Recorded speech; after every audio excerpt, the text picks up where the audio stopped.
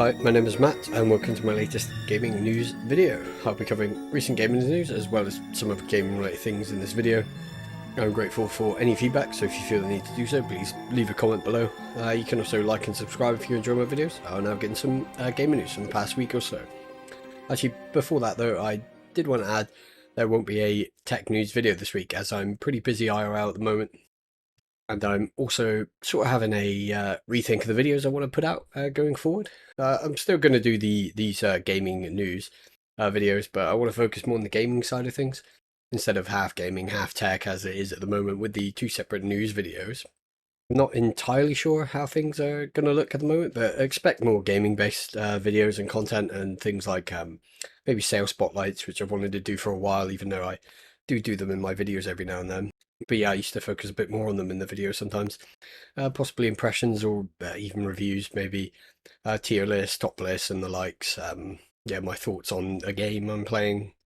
Maybe even breaking news type videos. I'll still cover tech stuff from time to time. I guess notably PC stuff, but the coverage of that will be lessened somewhat. I may do system requirements videos separately now, and I think yeah, I think those can be fun and useful.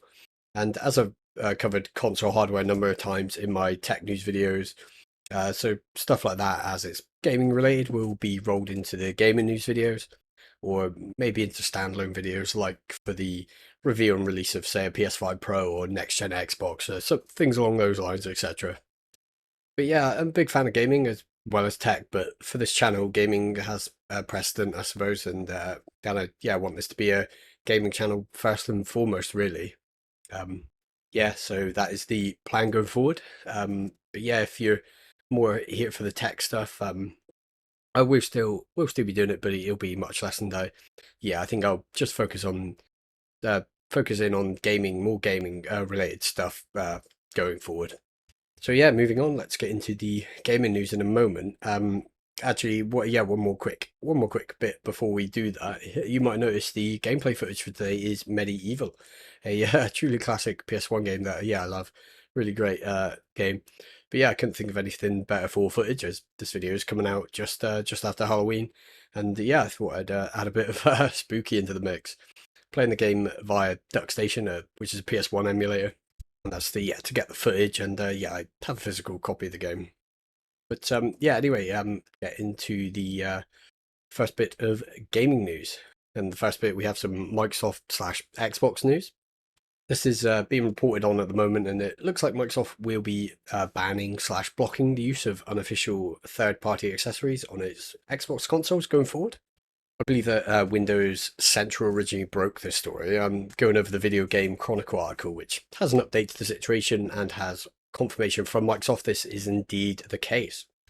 It looks like Xbox users were getting an error code even before Microsoft confirmed anything, which, yeah, I can imagine is quite annoying, especially if you've just bought some Xbox accessory and now you're getting error codes. The error code in question is 0x82D6 0002, I believe. According to the Xbox support site, quote, from the moment you connect an unauthorized accessory and received error code 0x82D60002, you'll have 2 weeks to use the accessory, after which time it will then be blocked from use with the console. Furthermore, a statement provided to VGC Video Game Chronicle by Microsoft, they said that unauthorized accessories can, quote, compromise the gaming experience. I think they're referring to some devices I will touch on a bit later. There, Microsoft Xbox's full statement reads, quote, Microsoft and other licensed Xbox hardware partners, accessories are designed and manufactured with quality standards for performance, security, and safety. Unauthorized accessories can compromise the gaming experience on Xbox consoles, Xbox One, Xbox Series X, and S. Gamers may receive a pop-up warning that their accessory is unauthorized. Eventually, the unauthorized accessory will be blocked from use to preserve the console gaming experience, end quote.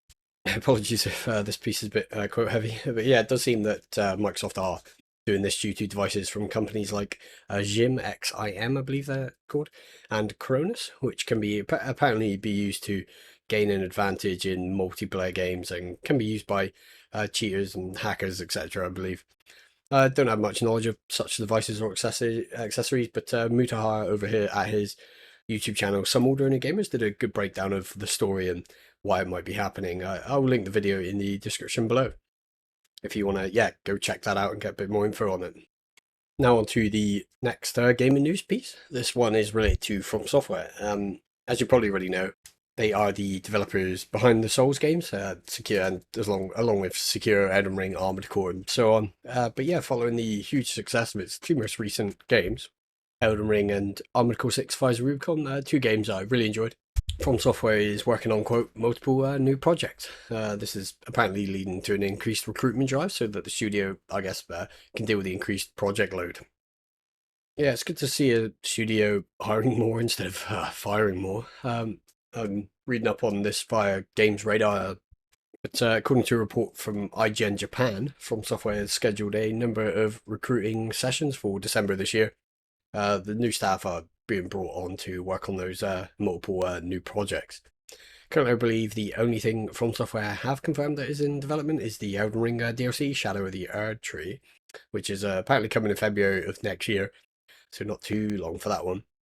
Though nothing has been confirmed from what I can tell, so I guess it could actually be longer than that.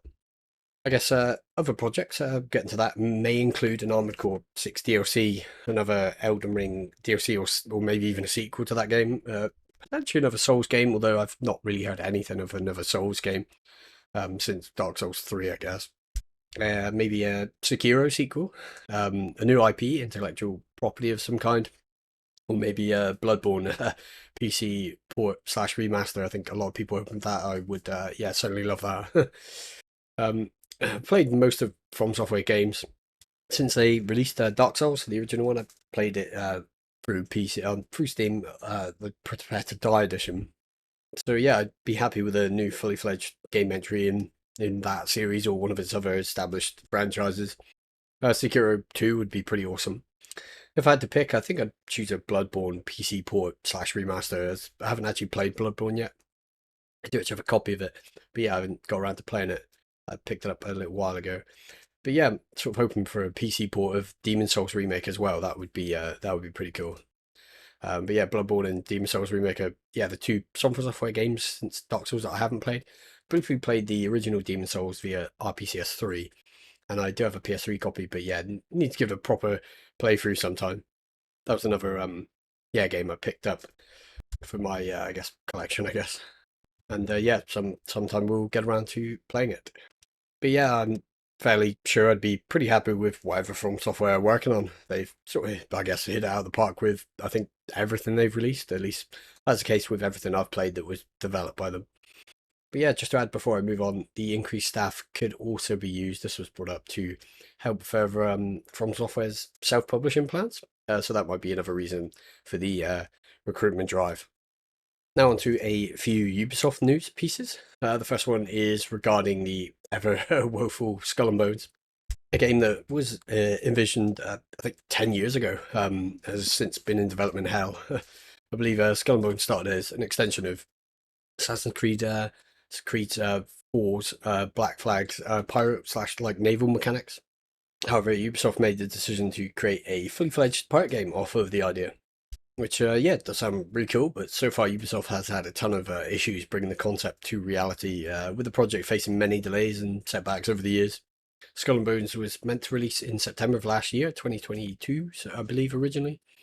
Then it was delayed to November of last year, then it was delayed to March 9th of this year. That obviously didn't happen, so it was pushed back again, but with no firm release date, I don't think. And now, yet again, it has been delayed to, by the looks of it, early next year. As stated in the PC Gamer article, this delay means it may release between January 1st and March 31st of 2024. Whether it will release in that timeframe is entirely unknown, given the track record of the delays up to this point. Yeah, I may be reporting on another delay in the future. From what I've heard being reported by people who have tested the game. It sounds like Skull and Bones takes the pirate slash naval aspect of AC Black Flag and makes an entire game out of it, but it doesn't feel that great with it being somewhat boring, apparently. This was a little while ago, so hopefully Ubisoft will improve the game, but you never know, maybe it'll just be a flop or Maybe it might just be very average. But yeah, I think we need a big pirate game. There aren't many around. I've heard Sea of Thieves is good, but I prefer the look and concept of Skull and Bones. I really hope that Ubisoft get it together on this game and don't just can it. I actually wouldn't be surprised if it was cancelled. Certainly not surprised, but certainly disappointed. We yeah really are missing a big sort of semi-realistic, I guess you could say, open world pirate game in the industry. I feel there's a big hole such a game could fill right about now. Now on to a Ubisoft game that to me is actually looking good and is releasing this year, December 7th to be more precise. And that game is Avatar: Frontiers of Pandora. You probably know this game is based on the incredibly popular Avatar franchise and is thus a movie tie-in game. But I guess not entirely because it isn't based on the actual two films, but around them. I believe the game is set between the first and second films, time-wise, and has the player roaming around a new Pandoran locale, one not yet touched upon in either movies. However, some of the areas shown off are very reminiscent of the locales from the first film, namely the incredibly lush jungles. So now for the news regarding the game, a number of YouTubers and review outlets have been given 2 hour time slots to give the game a go early, and thankfully the game is looking pretty good, at least from the video and article I watched. Video I watched and the article I looked over covering the game. It sounds like the world, yeah, it's really good and really lush looking with many different species of flora and fauna in the game. Gameplay looks quite good too. It doesn't seem anything spectacular, but looks fine to me. There are different skill trees, like the warrior one that improves your ability to fight and engage in combat. The hunter skills, which focus on stealth and I guess hunting and use of the bow and things like that. And yeah, the hunting is there are a number of animals you can hunt, gather resources, etc. There are also skills which boost your mounted abilities from what was detailed in the video by Yong, yeah, that I watched. So these skills will influence your use of the flying Ikran or mountain banshee, I believe they are, and maybe the horse like dire horse. As a touch on resource gathering, does look like it is some part of the gameplay. How big I'm not sure, but it looked fine to me. I'm just hoping they don't go too Far Cry with it. I'd like them to do their own thing. I don't I don't want this. I don't think it is going to be a reskin of like the latest Far Cry, but yeah, I hope they go their own sort of route with it and don't focus too much on the sort of gathering side of things. I guess if it's not really that useful. And yeah, hopefully it's used for a variety of things, not just food and the likes. It was mentioned that you can craft weapons and other items, so this is likely heavily affected by the resources that you gather. Stories-wise, the game pits you and your clan against human expansion on Pandora, specifically expansion into this newly revealed continent. Some bits of the story, as well as the characters, were shown off during the 2 hours that people were given to test the game.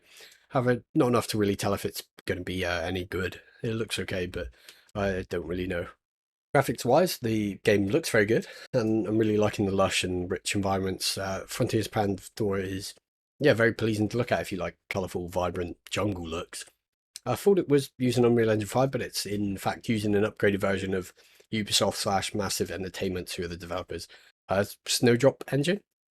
And I believe they just recently released the system requirements for the game as well for PC, and they're quite high, as you may expect, given the look of the game and sort of fits with the recent games like City Skylines and Alan Wake 2 and Lords of the Fallen 2023. They all seem to be yeah, requiring a bit of high-end hardware to play them with sort of all the bells and whistles turned on.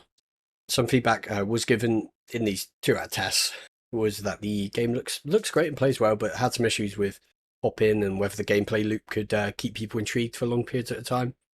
That's why I'm sort of hoping it's not too much like the Far Cry games, because the last one I played of those, yeah, and the reviews and stuff I watched for them over the years, they seem just to be much of the same things and not changed too much between the games. But hopefully Frontiers Pandora does do a fair bit different to the usual Ubisoft stuff.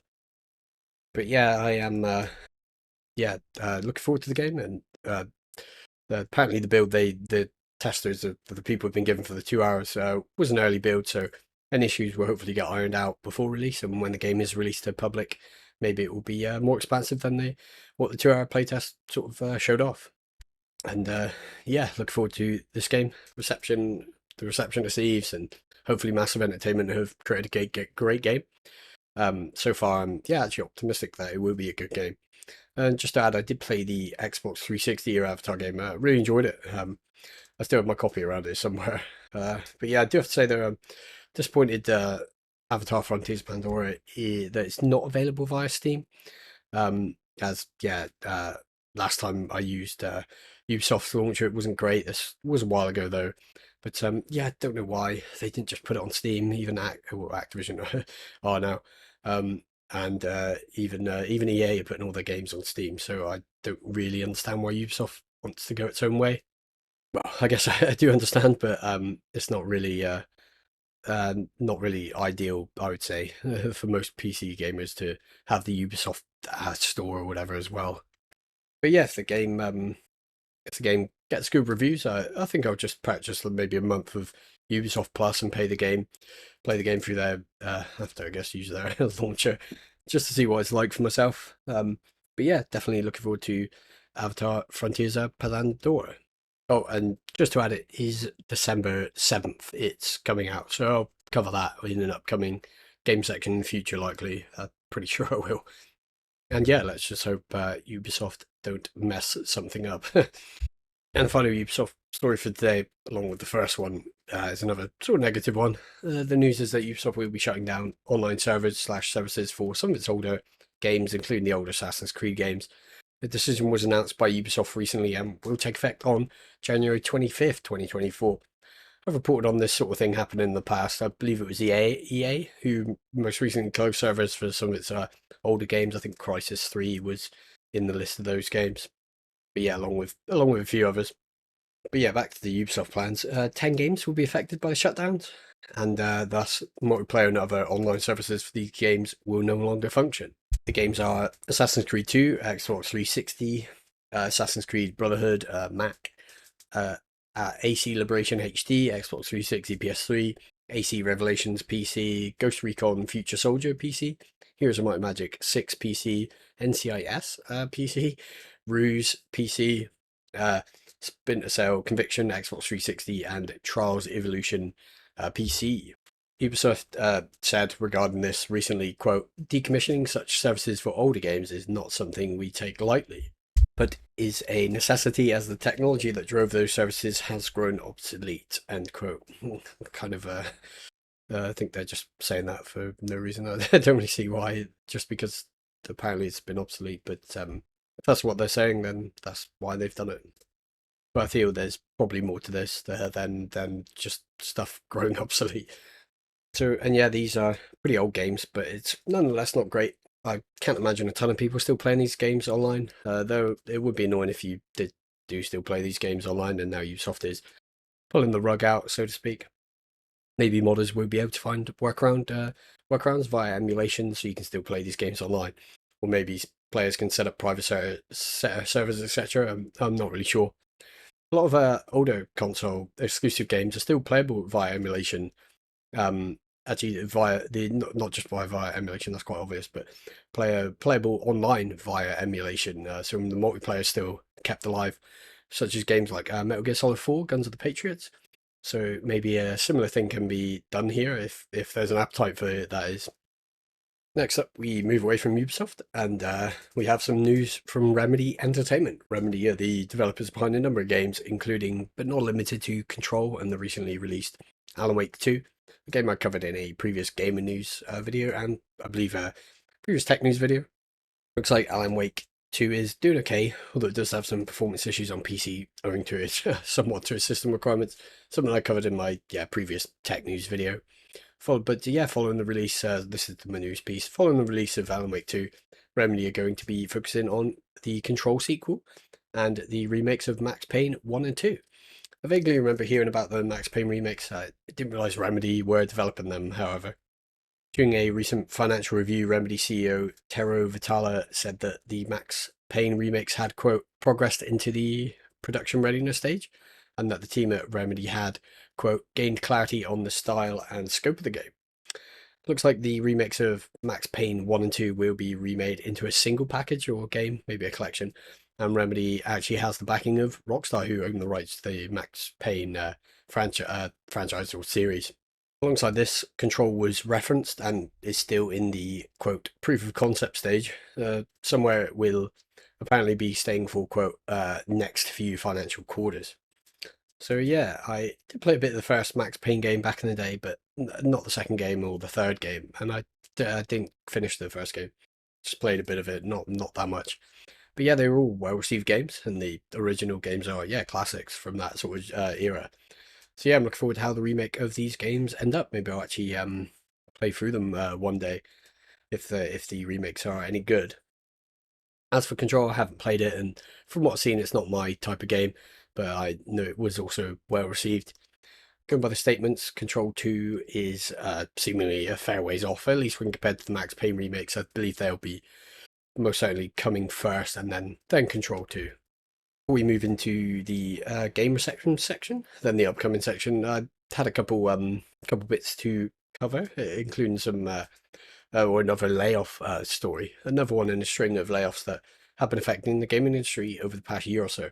No numbers were given, but yeah, that's how many employees face being let go from Bungie, at least from what I read. But there was actually an update to the situation, which I'll cover at the end of this bit as an additional bit. But it looks about 100 people were affected. But yeah, the game studio is a rather large and rather well-known PlayStation owned now studio, Bungie. They're mostly known for Halo and Destiny, and a very prominent studio in the industry. I played a fair bit of Halo over the years, but very little of Destiny. I tried it. I think it was Destiny 2, but yeah, didn't really like what I played of it.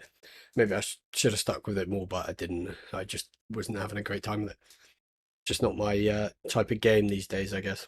In a statement via X, formerly Twitter, I will include an image of the tweet. The CEO of Bungie, Pete Parsons, said that, quote, "Today is a sad day at Bungie as we say goodbye to colleagues who have all made a significant impact on our studio. What these exceptional individuals have contributed to our games and Bungie culture has been enormous and will continue to be a part of Bungie long into the future. These are truly talented people. If you have openings, I would highly recommend each and every one of them," end quote. So yeah, as always, I wish the developers that were there, or are being let go, all the best. Hopefully they can find employment at another studio or wherever they choose to go. It's also been reported via the IGN article I read that Bloomberg originally reported that Destiny 2's next DLC, The Final Shape, has been delayed from February of 2024 to June of 2024, and that Marathon, another DLC I assume, has been delayed to 2025. But yeah, as I alluded to earlier, there was an update on this whole story regarding the layoffs, which while I was writing up, reportedly around 100 staff are getting laid off from Bungie. With the staff, with actually the staff due shares apparently no longer receiving them, which isn't great. This is the yeah, but yeah, this was according to the VGC article, which had the update. But yeah, not great the layoffs, and not great that staff are being denied their the shares, studio shares, because they've been fired. Not a great look from Bungie. And a couple quick additional stories before I move on. I covered the game Gangs of Sherwood in last week's upcoming game section. The game was supposed to release yesterday, yesterday to when this video is coming out, the 2nd of November 2023, but has now been delayed until November 30th on all platforms, so PC, Xbox, and PlayStation. The developers revealed the news via Steam, at least that's where I saw it.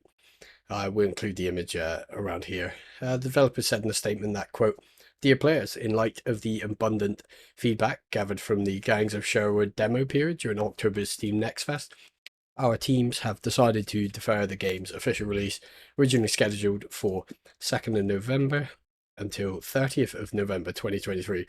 This additional time will be used to fine-tune certain aspects and incorporate some improvements requested by the community, giving Robin and his merry men the chance to step up their preparations for their confrontation with the armies of the Sheriff of Nottingham."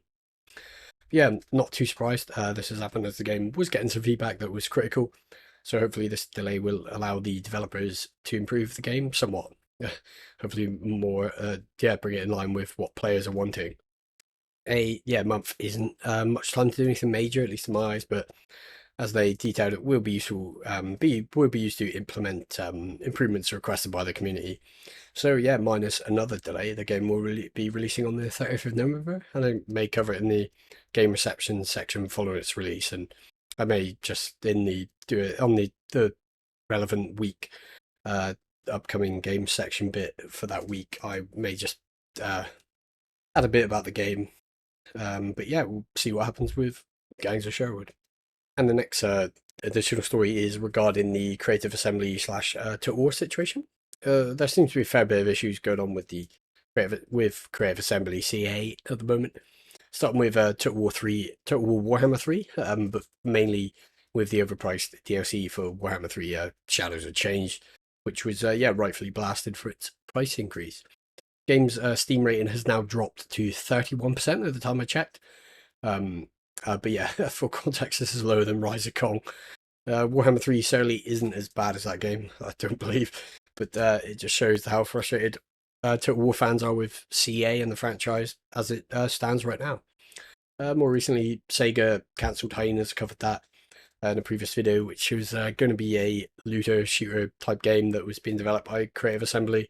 It reportedly cost 100 million to develop, the highest in Sega's history, if true. Which it's crazy, crazy to me. There ain't no way in hell I refuse to believe that Hyenas had a $100 million budget, given how that game looked. But yeah, anyway, that was a huge loss for CA and Sega. But now, following the release of Total War Pharaoh, which received a pretty mixed reception, apparently it doesn't seem like a bad game or anything, but just very, very average at best, and has the lowest launch numbers for a mainline Total War game ever, from what I can tell. And players are taken to the Steam forum slash discussions to vent their frustration with the franchise as a whole. Subsequently, CA has been apparently banning people criticizing the games, which isn't a great showing by CA, with a community manager, I think, saying something along the lines of, "It's a privilege to discuss the game, not an entitlement," which is, geez, I don't even know. So yeah, all these issues have led to calls for a boycott of Warhammer, calls for a boycott of Warhammer 3. So yeah, this is a pretty bad situation, one which Sega and Creative Assembly have no one to blame but themselves for. But yeah, I'm genuinely concerned for the future of CA at this point. Given the supposed loss of 100 million due to Hyenas being cancelled, the mediocreness of Thero, the current Warhammer 3 situation, among others things, CA are in a complete state. It's not great by the sounds of things. Maybe it's not as bad as it seems, but yeah, it doesn't look great. But yeah, I'm a big fan of Total War games, mostly the historical ones. The first one I ever played was Rome Total War, which I covered in one of my original podcast type episodes on when I first sort of started YouTube, Rome Total War. But yeah, mostly prefer the historical ones, but I really enjoyed Warhammer 2. I played in Mortal Empire's campaign of that. But yeah, a couple campaigns of that, actually, I believe. Yeah, really thought Warhammer 2 is good. I didn't get Warhammer 3. I probably will get it someday when it goes on sale. But yeah, so yeah, all this has me worried. I really hope CA can turn things around, but at the moment I don't see this happening. It's a bit concerning. Maybe just to add this bit actually before I wrap this bit up. Maybe Paradox should start work on a strategy game of real-time battles. Just saying, Paradox, maybe you could swoop in and get some competition going with the Total War games. As there really isn't anyone doing it quite like CA currently do it. But yeah, just a suggestion. Anyway, I'll probably cover this whole situation as it sort of evolves and as time goes on. So that's the main news sort of done. I'm moving to the game reception section. Two games to cover today. First I'll start with RoboCop Rogue City. The game released yesterday. By the time of recording, I didn't have user review numbers, so I'll give you some critic review numbers. First up, Metacritic, where the game isn't it's doing okay, not amazing, but it's certainly not bad. Based on 15 critic reviews at the time of checking, the game has a Metascore of 69. It's interesting. So it's classed as mixed or average. On Open Critic, RoboCop Rogue City scores a 73, so a bit higher, fair rating, with 64% of critics recommending the game, based on 28 critic reviews. Just to add, IGN gave it a 7 out of 10, Eurogamer a 3 out of 5, Gaming Trend an 80 out of 100, and Sixth Axis a 4 out of 10. And G-Man Lives on YouTube, who I watch, seems to like the game quite a bit, and I trust his reviews. So yeah, kind of spread out a bit there, but yeah, it doesn't seem like a bad game. Not something I ever plan on playing, but yeah, I thought we'd cover it anyway, as let's say. Classic movie tie-in game. Now for EA Sports WRC or just WRC. No user reviews again yet, so I'll start off with Metacritic. At the time of checking, there were 8 critic reviews on Metacritic. From these reviews, the game has a Metascore of 85 on OpenCritic. WRC scores an 85 Mighty rating, with 100% of critics recommending the game. This is only based on 6 reviews at the time, though. Shack News gave it an 8 out of 10. Eurogamer PT gave it a 4 out of 5. CG Magazine gave it an 8.5 out of 10, and Game Grin a 9.5 out of 10. So yeah, the game seems to be doing really well indeed. Hopefully the user reviews reflect this, and it's a good game and players enjoy the game. I may give it a go via the, I believe there's a Game Pass 5-hour free trial going live at some point for the game, maybe around release. So yeah, maybe I'll give it a go. So yeah, that's that reception section done. Now let's get into the upcoming game section for this week. We've got 6 games to cover, including a big launch on the 10th of November. So yeah, let's move into the first game. First up, we have a hard sci-fi game, The Invincible. This is a story-driven sci-fi game where you play as the scientist Yasna, who is exploring the planet Regis 3. The game looks quite interesting. I've not played many hard sci-fi games, but this one, yeah, has me intrigued. Just to add if you didn't know, hard sci-fi is sci-fi that is more like grounded in reality and scientific accuracy, basically. I think the 2014 film Interstellar, I believe that is considered hard sci-fi. But yeah, anyway, story-wise, the game, The Invincible, is very much a story-driven adventure game with philosophical elements that, as you're making choices, which I'm guessing have ramifications and outcomes in game. The description details, quote, "Rethink humans' dominion in The Invincible, a story-driven adventure set in a hard sci-fi world by Stanislaw Lem. Discover planet Regis 3 as scientist Yasna, or use atom punk tools looking for a missing crew and face unforeseen threats. Make choices in a philosophical story that's driven by science." So yeah, the game is based on the creation of Stanislaw Lem, a Polish science fiction writer and philosopher. I'd not heard of his work before, but I would imagine fans of his will be interested in the game, maybe. As for the gameplay, it's a first-person game that has you exploring the planet Regis 3 on a science mission turned search mission, where you are in search of lost crewmates. You also make use of atom punk tools and vehicles to aid in your quest. There are also other people and robots that you interact with. I suspect some interactions are probably dangerous. The game is a rather nice looking one. It's going for a realistic sci-fi look, and along with that atom punk aesthetic, the game certainly looks pleasing. I like the environments and the way the terrain looks. Along with the robots, it does pull off the retro futuristic vibe quite well. The Invincible is releasing on the 6th of November. It's coming to the PC, Xbox Series consoles, and the PS5. There's already a demo available for the game on Steam. Yeah, I might give that demo a go, as I'm liking the look of the game. The second game in today's upcoming games is, I guess, a remaster of a classic PC game, Stronghold, which released back in, the original one released back in 2001, I believe. There was a HD remaster of the game, which released in 2013. And now another remaster is releasing for the classic game called Stronghold Definitive Edition. Looks like, as with the HD version, this will be another update to the graphics, along with some other things like updated voice acting, a new campaign, actually, and integrated multiplayer. I've not played any of the Stronghold games, but I know the franchise has a sizable fan following, and I've heard they're great games. I think a couple of my friends have played them. They told me about them. They are pretty good. But yeah, I've heard Stronghold and Stronghold Crusader, I believe the second game, are the best. But yeah, they are still making new ones to this day. Given how these games are named, you may realise that they are real-time strategy RTS games, and they're mostly set in the Middle Ages, with the first game being set in medieval Britain, I believe, specifically England and Wales. As an RTS fan and someone with interest in the time period, I'm not sure why I haven't played any of the Stronghold games yet. Definitely want to play them at some point. I believe the main campaigns are set around the year 1066, which is a well-known date in the Middle Ages, especially in England, due to the Battle of Hastings and like the Norman conquest, and the things that happen around that sort of time. Gameplay is somewhat similar to that of other classic RTS games.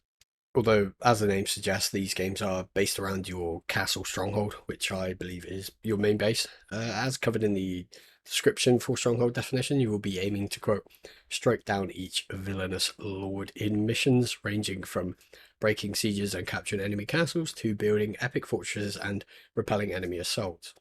Test the limits of your strategic mind with castle assaults and grand banquets in military and economic campaigns.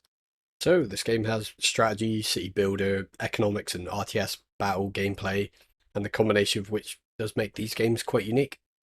As this is kind of a remaster of a game from 2001, you can probably guess what it looks like. It does have a somewhat similar graphical look to other RTS games from the time, like Age of Empires 2, though the remaster does increase the graphical fidelity. It does look quite nice. I still think the original game and the HD version look nice, and yeah, I am a fan of the older 2D sprite-based sort of graphics, and the definitive edition does a good job of yeah, touching the graphics up while still keeping the original feel I like. Stronghold Definitive Edition is releasing on the 7th of November and is coming solely to the PC. Just to mention, there is as I said, a HD version of the game and a HD version of Stronghold Crusader. I suspect we will see a Stronghold Crusader Definitive Edition at some point if this new Definitive Edition does well. Next up, we have Like a Dragon Gaiden, The Man Who Erased His Name. This is the next installment in the long-running Yakuza franchise of games, more recently going by the Like a Dragon moniker, I believe. There are quite a lot of games in this series with 8 mainline games, as well as a number of spin-offs and remakes. I believe that this latest game, The Man Who Erased His Name, is considered a spin-off. This is another series of games that I've not played but have heard a lot of good things about. The Yakuza / Like a Dragon games seem to have a massive fan base. This latest entry has you playing as one of the main protagonists throughout the series, Kazuma Kiryu. In the main description, it details, quote, erase your past to protect your future. Once a legendary Yakuza, Kazuma Kiryu faked his own death and abandoned his name for the sake of protecting his family. Now he is thrust into conflict by a mysterious figure attempting to drive him out of hiding. If you've played any of the Yakuza or Like a Dragon games, then yeah, you probably know considerably more about the stories than I. This is a series of games that does seem, as an outside observer, to have a very detailed, overarching like storyline, something which has me intrigued. Now for gameplay, to me, these games mostly seem to be known for their beat 'em up combat, with you fighting gangs of people throughout the streets and locales in Japan. The combat does look quite cool, but I know there are other gameplay elements too, such as side missions and a whole host of mini games like karaoke and the fighting arena, among others. The fighting seems to make up the main gameplay, but other stuff you can do does seem quite varied. The game also looks pretty good graphically and has a realistic style with the addition of some special effects for combat animations, I expect other things. But yeah, certainly a decent looking game, at least to me. Like a Dragon Gaiden, The Man Who Raised His Name will be releasing on the 8th of November and is coming to the PC as well as current and last gen consoles, bar the Switch. But yeah, I would like to give the a Yakuza game a go someday. But yeah, I'm not sure when that will be. But yeah, they all look pretty good to me. Definitely want to try them out. Down to the dungeon building game, Dungeons 4. This is the 4th installment in the popular Dungeons franchise, a franchise and genre I don't have much experience with. I believe when the Dungeon Keeper series basically died due to EA, I guess you could say, with Dungeon Keeper Mobile, the Dungeons games basically supplanted that classic franchise. Luckily, these Dungeon games seem to be very well received and were very successors.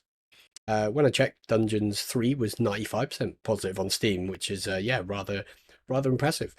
In the Dungeon series, I believe you play as the bad guys, so you're, I guess, a villain protagonist. Something I feel isn't done enough in games, as it's a rather interesting way to play, I feel. And obviously you can be a bad guy in things like Skyrim and Fallout and stuff and other games, but yeah, it's cool to have it as it's like the main theme of the game. It's sort of in opposition to the hero most games set you up as. The game's description details, quote, the absolute evil and its trusted Koth servant, the dark elf Talia, return in Dungeons 4 after the events of its fabulous predecessor to bring about their triumph over the forces of good once more. So yeah, evil has triumphed over good, and you must continue to bash in some knights and other heroes in this game. Do like the premise, as I said, it's not used that much. Tyranny is one game I can think of that has a similar premise, but obviously it's a completely different game, really. But yeah, Dungeons 4, like the previous games, unites elements of dungeon building with real-time strategy RTS gameplay. Sounds like you build up your dungeon, which provides sanctuary to evil creatures, and then you unleash them on the forces of good. You build, quote, a cozy and comfortable dungeon to suit your creature's needs and rule over them. Then send them out into the overworld to kindly remind the good people living there that the absolute evil rules over their lands. Yeah, I like the game's art style and design. It's very colourful and, as you may expect, very fantastical. Gives off some Dungeon Keeper vibes, but much more modern. Definitely has got its own unique look. I do quite like it.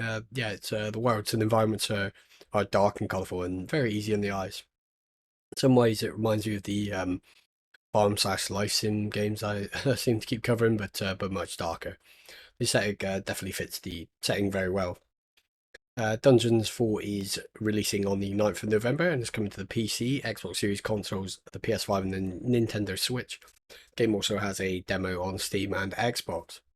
Yeah, I do like the premise and art slash design of this game. It definitely has me intrigued. I'll be keeping an eye on Dungeons 4 and may pick up the previous game to try the series out. And actually, I did just realise that the game is coming to Game Pass as well, meaning I will more than likely give it a go. Next up, we yeah, have a pretty big release, and that is Call of Duty Modern Warfare 3, the third installment in the Modern Warfare games. Starting with 2019's Modern Warfare. Don't really have too much to say. I think most people know the deal with the Call of Duty games. Call of Duty 3 Modern Warfare 2023 is releasing on the 10th of November. I'm kidding, I will cover it briefly. Haven't played any mainline Call of Duty games since I think Black Ops 2 or all the original Modern Warfare 3. I have played a decent amount of Warzone and DMZ, however. I suspect that I will continue to play them every now and then. But as for the mainline games, I'm not too interested, to be honest. Wouldn't mind giving the multiplayer a go, as what I've played of the previous games felt good, but I can't justify spending full price for these games, as I just don't think I'd play them that much. I've also been playing Battlefield 2042 and generally preferred Battlefield to the Call of Duty's games, so yeah, I think I'll stick with 2042. I will say, however, following the acquisition of Activision Blizzard by Microsoft, I knew that their story would sneak its way in somehow. Again, it looks like all Activision Blizzard games will be coming to Game Pass next year. This means that Modern Warfare 3 should be coming to Game Pass, and thus I will more than likely give the multiplayer a go via that service. I think Diablo 4 will probably come to Game Pass as well, more than likely. But yeah, anyway, Call of Duty 3, Call of Duty Modern Warfare 3 2023 is coming to PC, Xbox Series consoles, and the PS5 on November 10th. The final game for today is a rather controversial one, I guess. A game I've heard of a number of times due to development setbacks and the likes. That game is The Day Before. The game was recently delisted from Steam for some reason. Another controversy for a game seemingly blanketed in them to some degree. It was at one point the most wishlisted game on Steam, and not too surprised zombie games do still have a sizable fan base even after 10 plus years of them coming out. And yeah, I'm a fan of the genre. I don't really play them that much anymore. Last one I played with a fair bit of was DayZ, the standalone version, which, yeah, still really good game actually, DayZ. Especially if you've even just played it normally in normal servers. But the, yeah, modded servers and things are really good for that game at this point. It got to a good stage with that game. But yeah, we've had so many years, but it's been like 10 plus years. Seemingly all started with like DayZ, but yeah, we've had yeah, a lot of zombie games, you might say. Hey Joe, you want to play a zombie game? But yeah, moving on. The Day Before is an open world zombie survival game. From what I've seen, the game looks fine and has the usual gameplay you would expect, similar to the likes of Daisy, DayZ, among others. The game is set in the United States and has you surviving a zombie apocalypse. Apparently, the map is quite expansive with forests, rolling hills, and dense cities, and the likes. The city gameplay I've seen does look quite impressive. Kind of reminds me of an I Am Legend a bit. I think some people are concerned by whether the developers for the game can pull this rather impressive map scale off. I guess we won't have too long to wait and see. That is, if the game doesn't get delayed again or canned entirely. I will include a Game Rant article in the description, which goes over some of the more recent controversies surrounding this game. I won't say too much about this game. It is very odd that it was delisted from Steam so close to launch, and I believe from some of the console stores. And yeah, I did just have a quick look. Yeah, I can't find it on Xbox or PS5 either on those stores. But yeah, it's been delisted from Steam. But the community page, I believe, is still up for it on Steam, but just the store page isn't. And I think the developers are doing some sort of live show or trailer or something of like at some point. So maybe they'll provide an update. But some rumors suggest that the developers may be changing the name of the game. But yeah, I'm not sure what's going on. This game has a very odd atmosphere surrounding it. The day before is supposedly releasing on the 10th of November and is supposedly coming to the PC as well as current gen Xbox and PlayStation consoles. Although it seems the console versions of the game, when I checked, are actually coming at a later date. I think I'll be covering this one in a future video, depending on what happens over the next week or so.